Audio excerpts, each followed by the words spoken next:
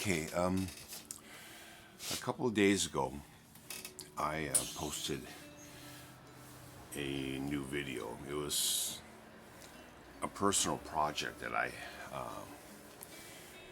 have just finished. Since the pandemic, I've been going into the darkroom more. It was an ideal place to spend time alone. So, this is the fourth folio I finished. And it's interesting because when I first started the portfolios projects, I had just shingles and I couldn't play guitar. So when my arm got better, I went in and I did this portfolio called Homage to Photographers of Old. And since then, I've gravitated toward a kind of a storytelling. It began with growing up Asian, and my next project is going to be on a spread. And I'm starting to work in the genre of a photo essay. So the one that I just finished was kind of like that. It was a personal story for me when it got to my photographs. I did photographs, a couple of photographs of my grandfathers, and a number, maybe 12 pictures that my father had done that,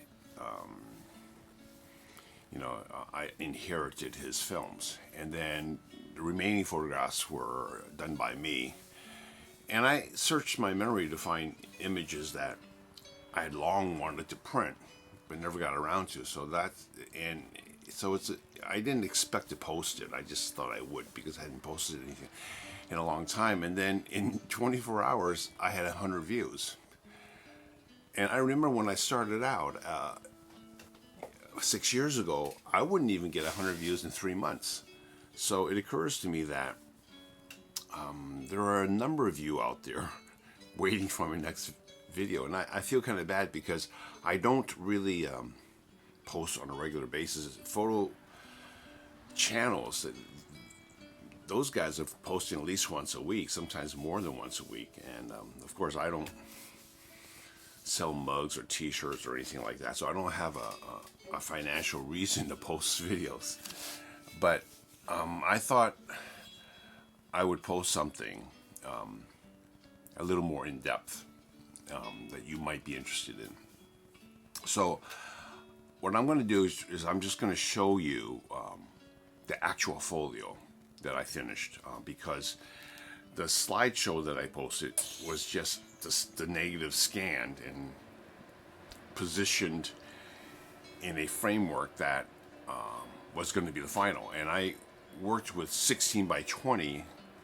The portfolio is actually 17 by 22. So I worked with 16 by 20 paper. And so it was a horizontal shot. I would position it and note that, oh, this picture is going to be 14 inches wide, and the vertical might be 17 or 18 inches high or less, depending on it was more square or not. And so that's what I did with the slideshow. Is more to replace images, see if this worked together, and then when I finalized it, then I would measure in Photoshop what I needed to print, what size I needed to print, and then I followed that. But since the folio's done, I can show you the actual folio, and it looks different than the slideshow. Some of the titles are slightly different, but most importantly, the amount of detail in the print is vastly different. But of course, you have to be right in front of the picture to see how much detail is in the actual photograph. So I always maintain that you need to look at real silver gelatin prints.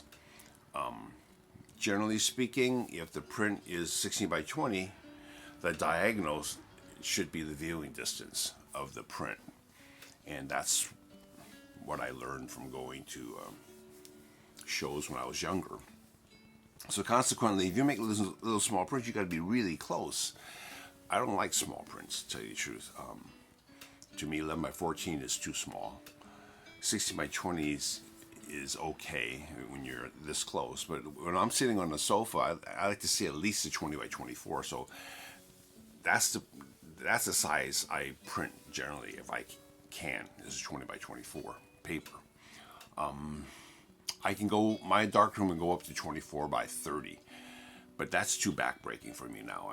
I did some like that, and I'm working with 5 gallons of water and 3 gallons of chemicals, and it was just too hard for me to maintain that size. Although I did do that, and I might do that again, but at my age, it's just getting harder to. And coming from the business of making photographs, I was making 6 feet by 10 feet prints for years. So even 24 by 30s are small for me. But of course, when you're making 6 foot by 10 foot prints for advertising work, you don't view it from such a close distance. So the retouching on the print and stuff is not that critical. These prints are critical. So when you work with, like I do, with glass, and you have 2 sheets of glass, you have a negative, you have maybe 1 or 2 masks. That's many surfaces. You're going to have a lot of spotting, especially when the backgrounds are like skies and stuff. So retouching is a real concern. So I often spend more than half an hour on one print just spotting the print. But then when you get this close, you can't even see the spotting. So that's completely different from being in the business of making 6 foot by 10 foot prints. You never get that close when you're in a retail store looking at prints. Anyway, so I wanted to talk about why I'm doing this video. In the beginning, I thought, gee, after 2-3 months, I'm getting so few views.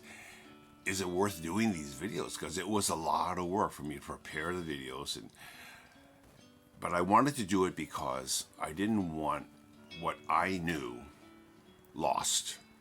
What I learned in photography came from effort. I did read books eventually. After I'd been in practicing photography for over 10 years, I started studying it. But I didn't study this in school. And so I gravitated toward the really early books, 30s, 40s, written by scientists at Kodak. They were very technical, very precise, and their testing procedures, like when they said that 5 hours of washing wouldn't get rid of the chemical residue in the edges of print. The fiber print would spread there, and no matter how long you washed the print, no matter how you treated it, you couldn't get rid of all the chemicals. So that led me to trimming the prints. So whenever I finish a print, I always trim off the edge because I know that there's chemicals in the edge. I learned that from reading these old books. So I didn't want what I knew to be lost. When digital came around, I knew that there'd be less and less film photography being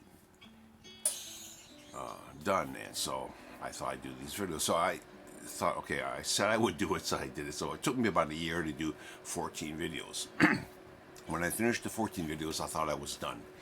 But then I did get some views, and people were asking questions, and in order to really explain, to answer that question, I made another video. That's why there's more and more videos. But I don't really have much else to tell you other than what I've already posted. So, but because there are a number of you out there looking for my next video, I just felt bad I wasn't putting up enough videos for you. So I'm putting up this one just a couple of days, within a week of my last one, and I'm going to show you the actual photographs. Another thing is, we photographers are pretty private in our knowledge. We'll share information with other striving photographers, but we very seldom tell them everything we know. Maybe that's natural. I know that when you're in competition with another lab, that makes a lot of sense, which I'm no longer in the business. That's why I wanted to do this. But even now, I mean, there are people talking about if you use this film and this developer and you use a water bath, and you get these superb results and so forth. And a lot of that stuff is not valuable unless you practice it yourself and you have a very specific need for that particular film and that chemical. Just for me, I just use what works, and I get used to it. I get good at that, and I use that chemical, and I really focus on the print. And grain doesn't bother me. Photography has always had grain in it, and I've worked with some films that looked virtually grain-free. The Technical Pan film by Kodak. I shot some stuff with that. It's really fine grain. But then, if you really like fine grain, just shoot digital. There's no grain at all. Make inkjets, right? So you have to be discerning about the information you get, and what I'm giving you is all from experience. I don't tell you anything that I haven't tried. I tell you pros and cons if I have any, but my videos are really meant to be as if you were working at my elbow. There's nothing that I hide from you, and hopefully some of you guys will will try some of the things that not everything, but whatever appeals to you, okay? And keep in mind that when I work in photography, my purpose is to make a print. If you don't make a print, then shoot digital. I mean, it's always the print. The silver gelatin print will last over 1,000 years if you do it properly. I have a few photographs over 100 years old because my grandfather was a photographer, my father was a photographer. So I have these images that are 100 years old, and they still look as good as, I would say, 15 years after they were printed. There's going to be some change in the beginning, but after a print hits a certain age, the blacks will hit a certain density, and they won't change much. And this is because it's a silver image, okay? So my purpose in photography is to make a print. I'm never satisfied with just making a negative. It's got to get to the point where I make a print. So I'm going to show you the 3 generations of photographs, the actual portfolio, okay? And so I'm going to do that right now. And we'll talk about the pictures after that, okay?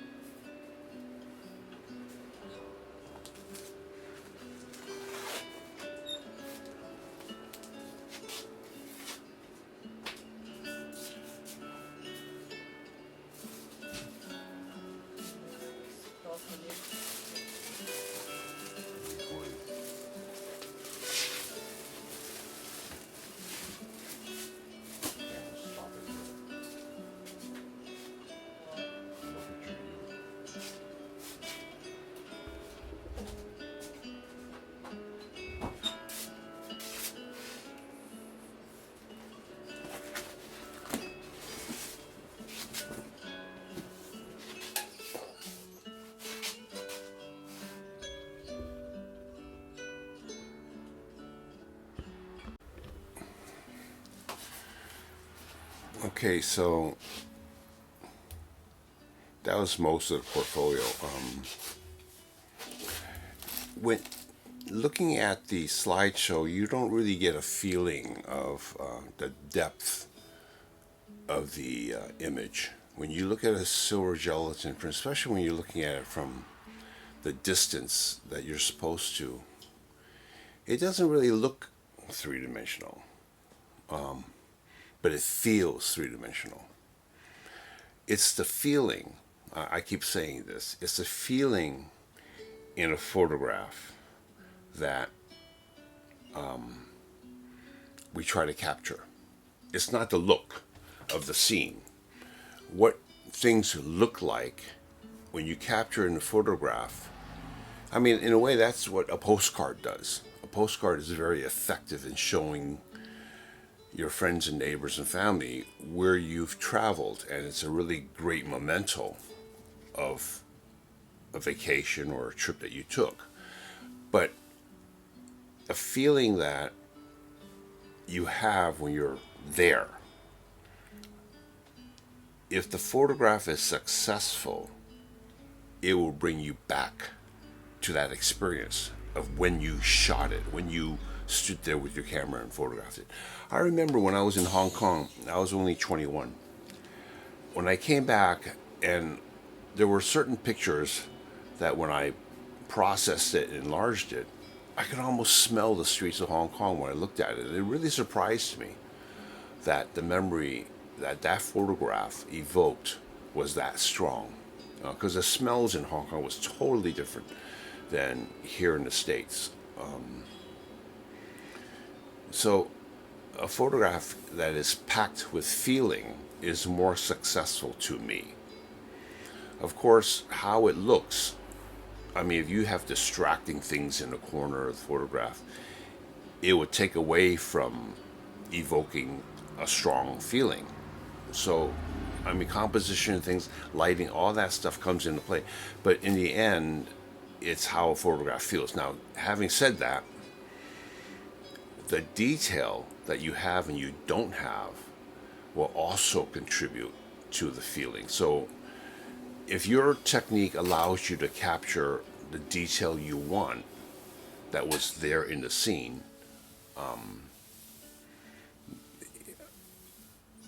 it allows you to be more successful in your craft. And ultimately, I mean, if your photograph becomes artwork, that's up to other people to say. I mean, we're not the best judge of anything like that. We just do what we can as a photographer, capturing a moment in time with our, which is very different from sculpture, being a sculptor or being a painter, watercolorist, architect. They're all artists in the end,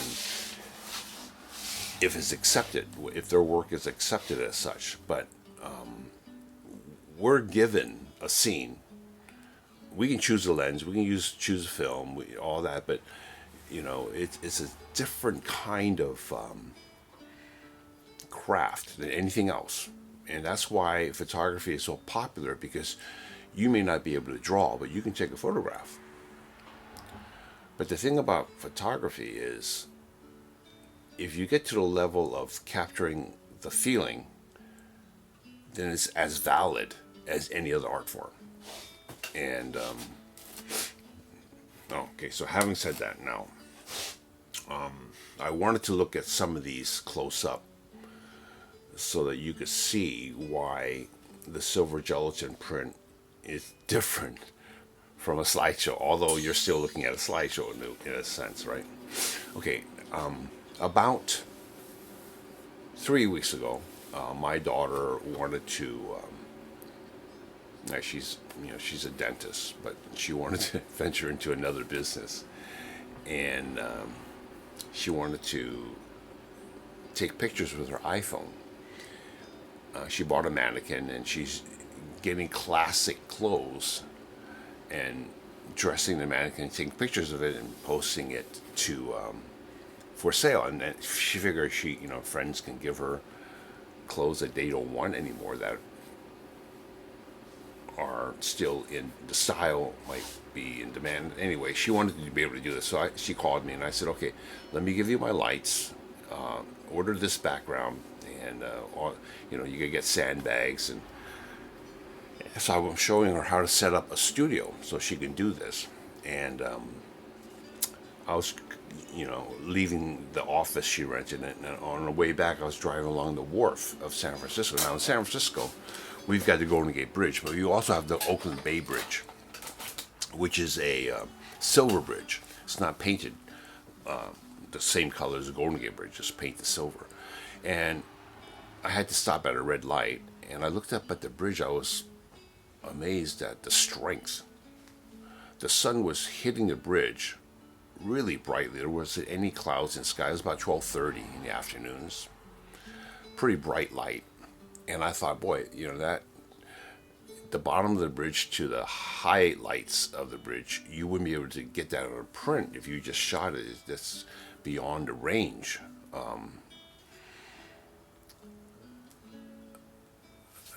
In most cases, I said, but I bet you if I shot it this way and I masked it like this, I could get both the highlights and the darkest area of the bridge.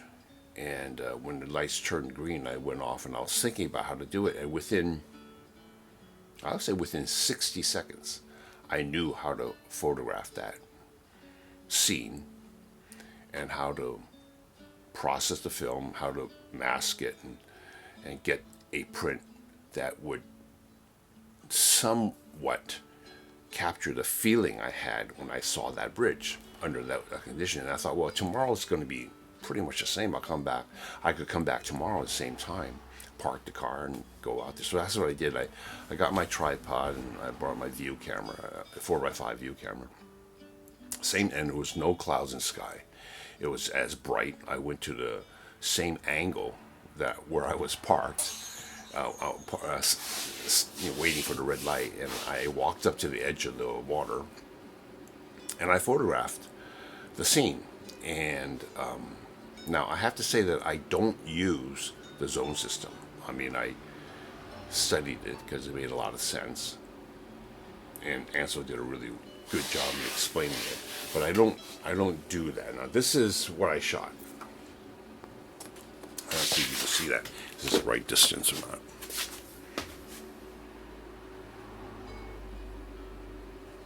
I don't know if you can see that.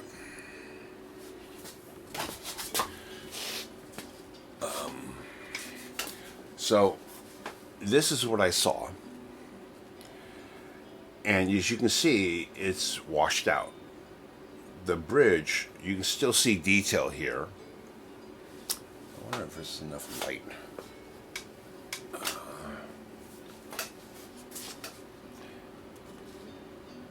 I'm gonna change the camera angle, okay?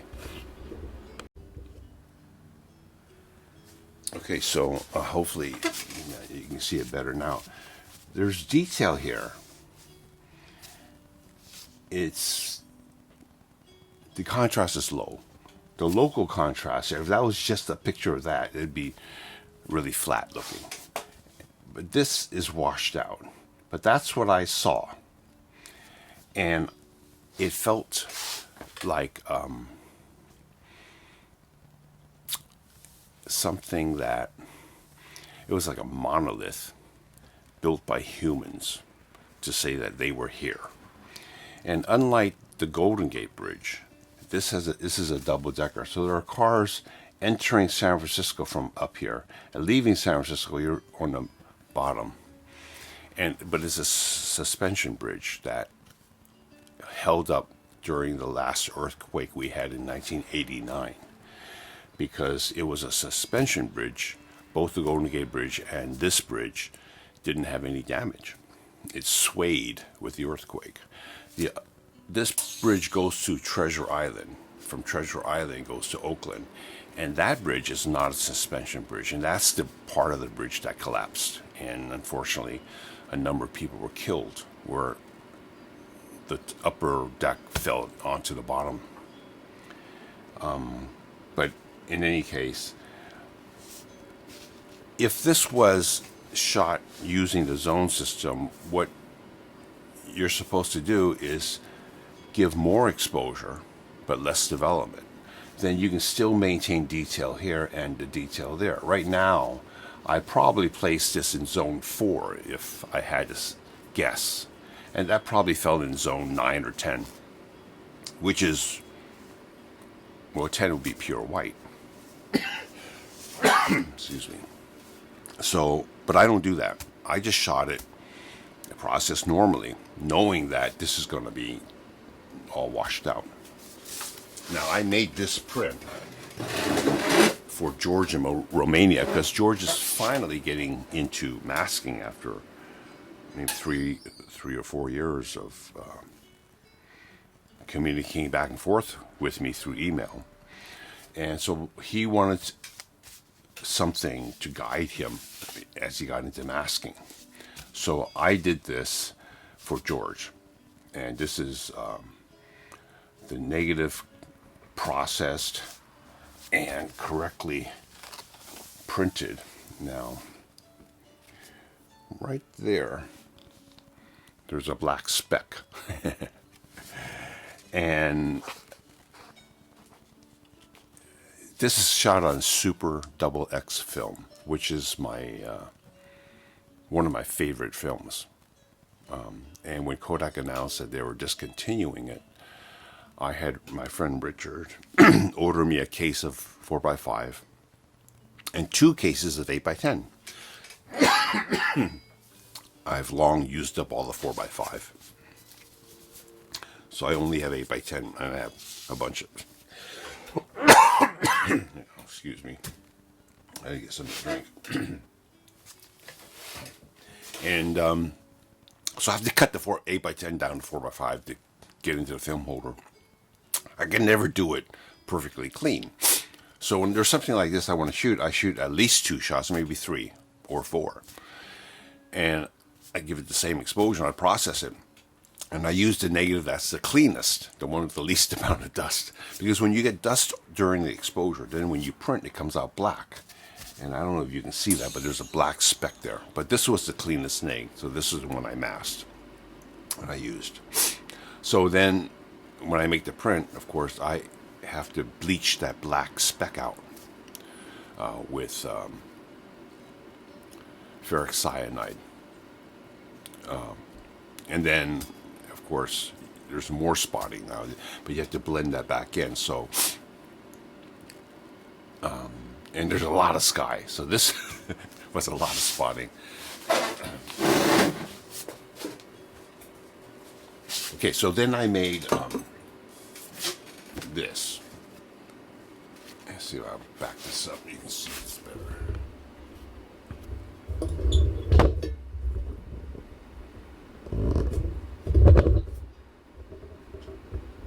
Okay, so this is the masked. This is a print made from the masked egg. Now you can see different shades of gray between this, and all those cables. You can see them in front of the high value area, all those cables. And underneath here, there's a lot more detail. I don't know if I should just put it side by side, maybe.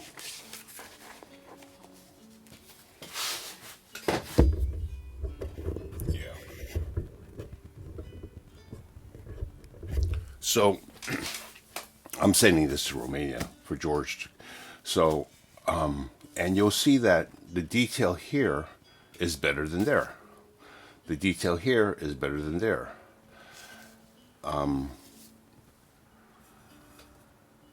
So that's what masking will do. And I don't normally finish a print in 1 month's time. When I shoot something, I'm lucky to get the print done in 3 or 4 months. But this one I just did. Well, partly because there's a pandemic and I have time and I'm no longer working.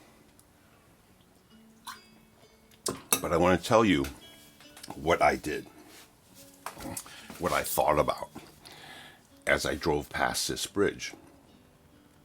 I figured I would shoot it normally, process it normally. This would wash out. I'll have detail here, but it won't be well separated. So I make this print, and that informs me of how strong I need to make my mask. Because I'll make another print. Let's say this was 10 seconds. I'll make another print with 20 seconds. One stop more exposure, and I'll see how much detail I get, if I get enough. That tells me the density difference I need between the mask and this area, masking this area, and to get that detail out. So I make a whole series of these with different contrasts. You know, I zero in on the contrast of the paper, which in this case the contrast was about grade 1.5, which is my normal. Now, when after I mask it, when I print it, I may not stay on contrast grade 1.5. It might, because the mask softens it, I might be printing on 2 or 2.5 now. But that doesn't matter. I go with how the print feels. So I approach this exposure, but of course I have more detail. Okay, so from that final neg, I go on to ortho Codolith film. And now I can't buy D11 anymore, and D19 is gone. I mean, I process in Dectol. It doesn't, I used to use D11. I think that's what I mentioned in my video on masking, but you can't buy that anymore. I mean, you can make it, you can get the formula, but I just use Dectol because it's what I call the black mask. And when I make that negative, when I make that Codolith film, I try to separate the detail here and the black there. So it's a very precise exposure to the point where you still get detail on these triangle shapes, but I go a little darker than I need to, and then I bleach it. So I put it into water mixed with ferric cyanide, and after a couple of minutes I'll put it in a fixer, and it'll clear, and I'll look at it, and I'll keep doing this until I get what I want. Now, I can't get it in one shot. I will get a separation between the triangle and the black, but I'll generally make 3, sometimes 4 of these, bleaching each one, and then as I sandwich it, it'll build up that black, and it won't be pure black, but it'll be black enough, and this will be fairly clear. So that allows me, after I dry those 3 sheets of film, I place it on the original. If I contact that onto a masking film, this will remain clear, and this will come out because it's clear there. And so now I'm adding density here and not adding density there. That's the theory. Okay, and it works. So that's what I do. And that's conventional 2-stage masking. It's what we do when we mask transparencies, except we're working on the opposite side of the grayscale. So I learned this from doing color masking, not black and white. That's why when John Sexton saw one of my videos, he called me. He says, "What you're doing is really interesting," which I took it to mean that he wasn't doing 2-stage or 3-stage masking. But anyway, that's done. Another thing I did was I made a darker Codolith where I could get this dark, and because that's the highlight, that would remain clear. And again, I can't get this to be totally black, so I make a couple of those, and I bleach it, and then when I sandwich that together, I have to opaque. I have to take just a Sharpie and block out the areas that are coming through, so that I wind up with only this being clear and everything else is black. So in the book printing business, when you're printing color or black and white, this is called etching. They do this when you make separations for book printing. But in any case, in my case, you have to be very careful when you're opaquing because you don't want to opaque into that area, right? So again, it helps to have a very steady hand, and because don't forget, for many years I was in the business of photography, and I was given all kinds of jobs. Merge this transparency with this product, drop it on the table, and drop in the logo, and it was selling whatever. That was one of my main jobs, was problem solving, how to approach a job, the best way to combine these different elements into a final advertising piece. So I took all that information with me, all that experience, and I apply it today. I still use some of those techniques and making a line film just so that it's at a certain point and blocking certain areas. And I used to do that. They give me a job where I had to drop in, I don't know, a mixer, because they shot the photography. It cost them $3,000, and at the last minute they want a salt shaker in there. So can you drop this salt shaker into that? And I would do that, whatever, and you wouldn't be able to tell it was dropped in. You have to drop in the shadow and all that stuff too. It was very time consuming, but I was good at it. So I bring with me that experience when I do stuff like this. So now I have a couple of sheets of film that when I sandwich it, this is black and this is clear. Then I make another generation film, which will block those white areas. So now I've got that. On my pin registered contact frame, I put down that film. So everything is clear except for what I want lightened, what I want darkened on the print, okay? Then I put down my original negative, which is pin registered to that. And then I put down my black mask. Then I'll make my main mask. And it might be, I might make one at 1 second, one at 8 seconds. And I'll fine tune it. And I know how dark to make the mask because when I made this print, I made other ones that were darker. And I had a good idea of how much dodging I needed to do in order to lighten this area. Now, after I nail down that exposure and I make that exposure, that film is placed into a box with the correct orientation down. So I keep the emulsion down. And I don't process it. Then I remove the original negative. But I still have the black mask down. I still have the knockout for the highlights down. And I make what I call a neutral density mask. And what that does is it gives you a flat gray, a flat evenness of gray. So you can further lighten everything except this.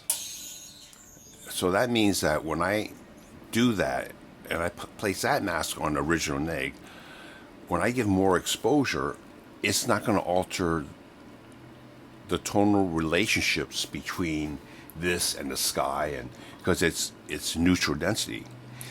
If I make a heavy mask,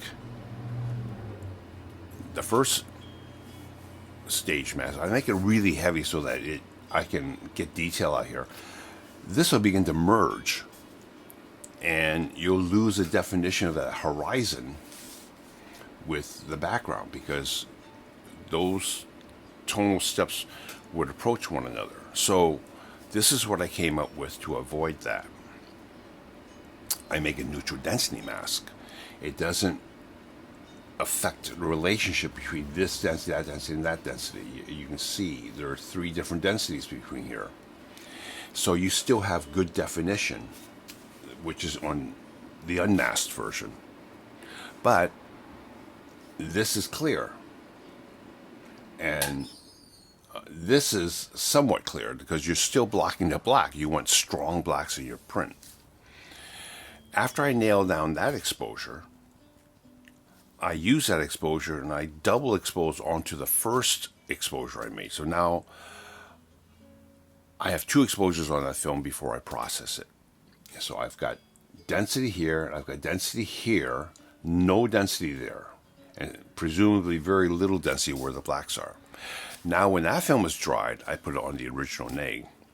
And when I make the print, where it's just made it taking 10 seconds, this will now take 20 or 25 or whatever.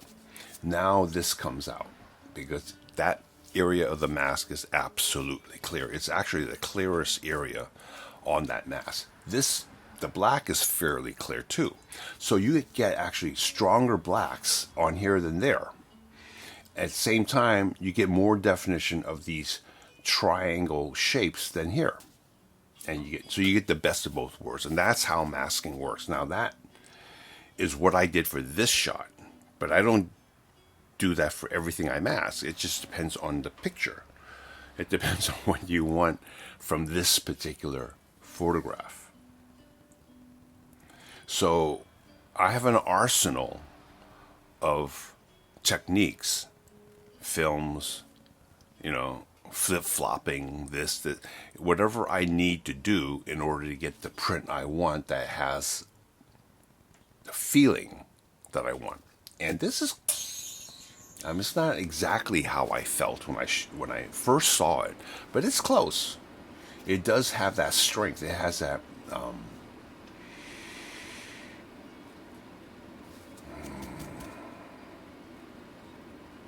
it's quite an achievement to build something like that. It does feel that way. It's very sturdy is not the word, okay, but that's the sense I got, and that the separation of these, that's what I saw, and I just knew that compared to that, I wouldn't be able to get that. Even if I did a water bath and reduced development and overexposed it like in the zone system, it would just look flat. It wouldn't have the strength. So that's what I wanted to. Now, none of this that I'm saying is new. Everything I'm showing you here is in my previous videos somewhere. That's why I keep saying everything is there. My 14 videos cover pretty much everything. And when people tell me, oh, it's missing, nothing is missing. It's all there. You just have to watch it again and again. Nothing I said just now is new. That's why I don't make new videos. I already told you guys that. But because there's a number of you waiting for my next video, I'm making this for you guys. Right? The 100 people that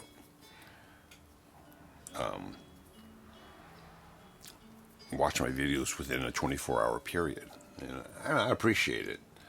I do hope that you guys try this. Okay?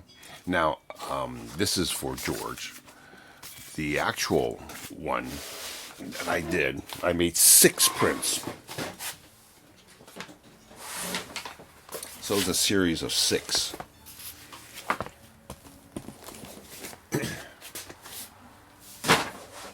And it was made for this size folio.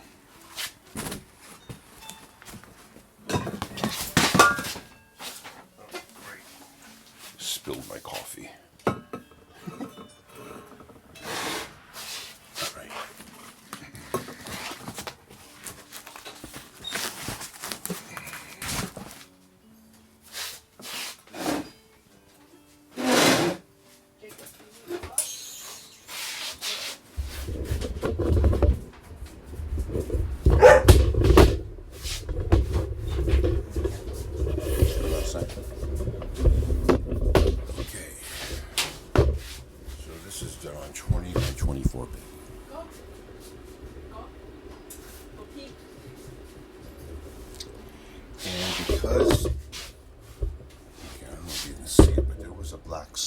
somewhere around here.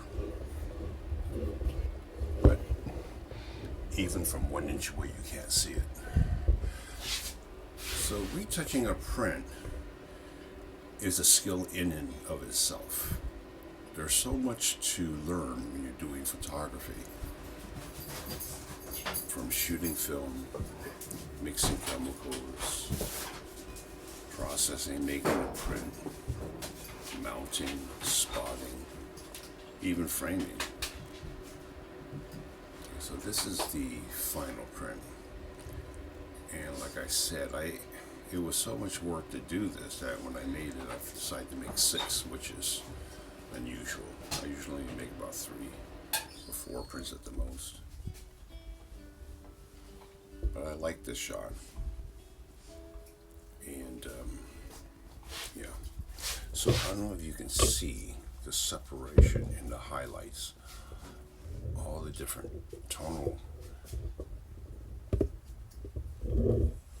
gray, all the different shades, and then here it's almost as if there was a fill light bouncing into that shadow to get that detail out. And underneath here, even in this shadow here, look at all the separation in tones there. You won't see that on the slideshow. Okay. So, and then again, 2 pieces of glass, 1 sheet of film, 2 masks. That's 10 surfaces. So this took over half an hour to spot, maybe 45 minutes, just to spot 1 print. I had 8 of them because I have 2 artist proofs. So it was a real ordeal. And I don't especially enjoy spotting, but I've gotten pretty good at it. Okay, now I'm going to switch to the other folio, okay? Okay, so this one is Junk Horizon, and this was 35 millimeter Kodachrome, I think. I made a black and white ring now. Can you see the detail in here? Hopefully you can see the detail inside that black sail. And look at how nice the gradation of the water is. A lot of variation in tones in that water. You can see it if you look at the original print. This also, if you can see, there's detail in here. It's not just black. And to me, that's important.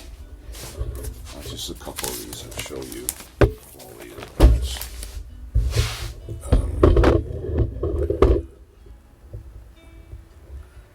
The detail in the clouds, behind this rock here.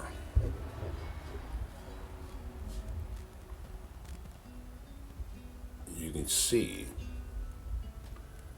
a lot of different shades of gray.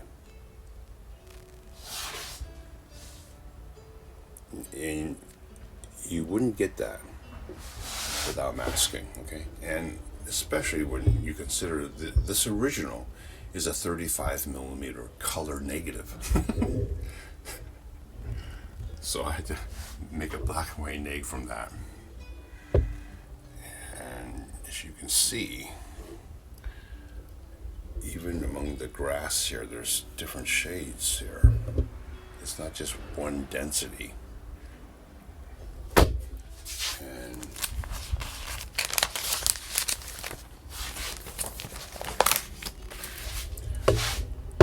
the sun coming out from those misty clouds. It's just like a fog of clouds. And look at the separation of highlight here in the building. It's there in the original, but it's not that well separated. I had to do that with masking. And the detail inside the shadow area.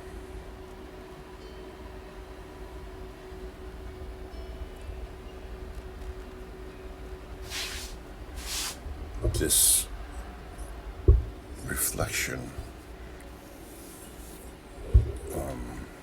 in the water of the building, it adds a lot to the photograph's feeling.